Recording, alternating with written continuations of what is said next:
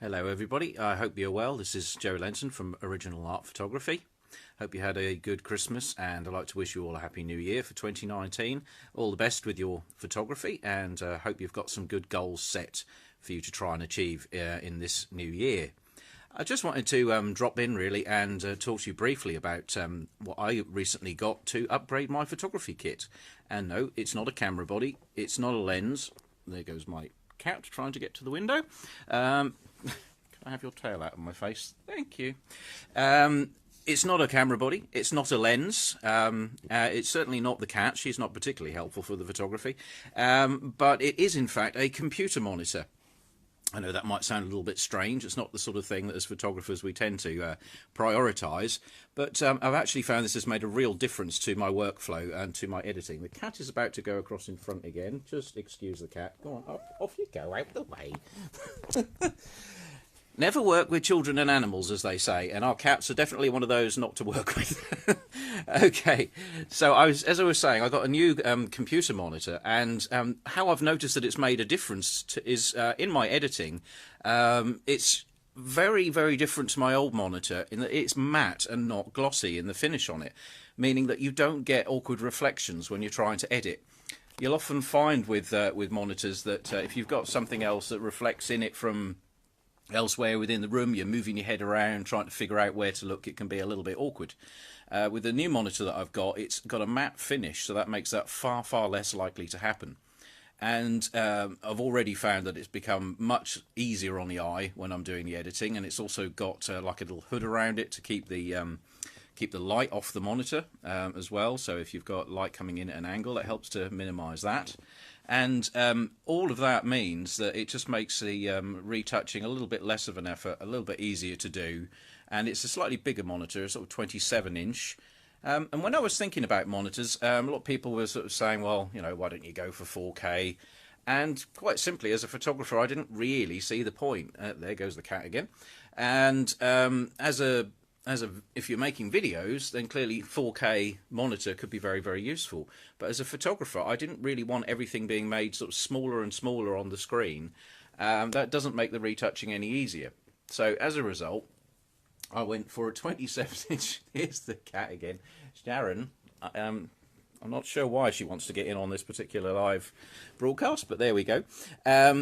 So yeah, with a 4K one, the bits of the image can end up getting smaller and smaller. It's only really worth it if you're going to go for a really big monitor, big screen, sit further away from it. So for TVs and so on, video editing certainly worth it, but for the photography editing, I didn't think it was. So I went for something that was, yeah, high definition, but not overly high, because you don't want it smaller than need be.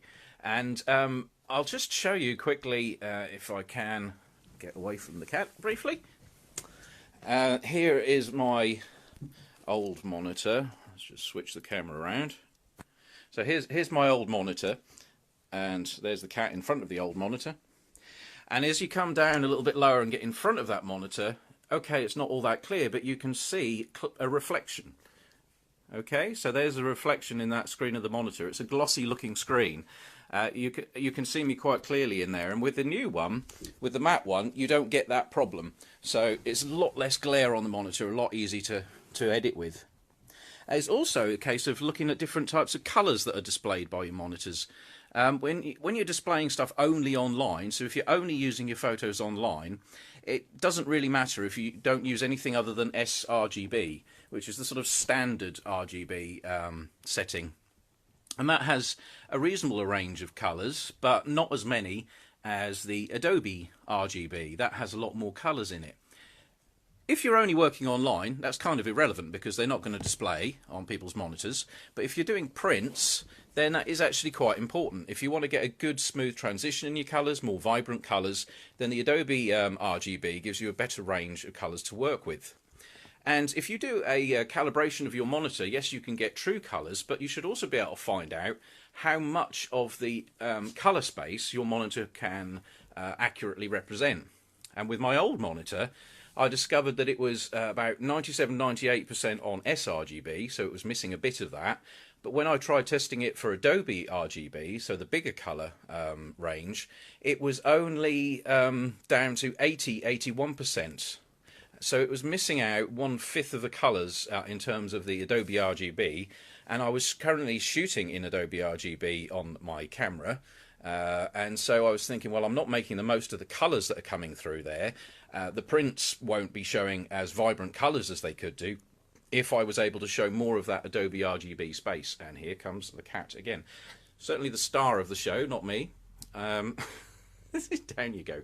So our Adobe RGB is for working for print mainly, and as I do work for commercial clients where it's going to be going into print, I thought I want to be able to give as good a colour rendition as possible, make it look as professional and good as possible. I didn't want to miss out on anything that might potentially not be looking quite right, so I thought it was investing in. And the new monitor that I've got now is 100% on the sRGB, and it's 99% on the Adobe RGB, so it's got a great color display on it, and you can just flick on to sRGB mode if you want to have a quick look what it's going to look like to people online.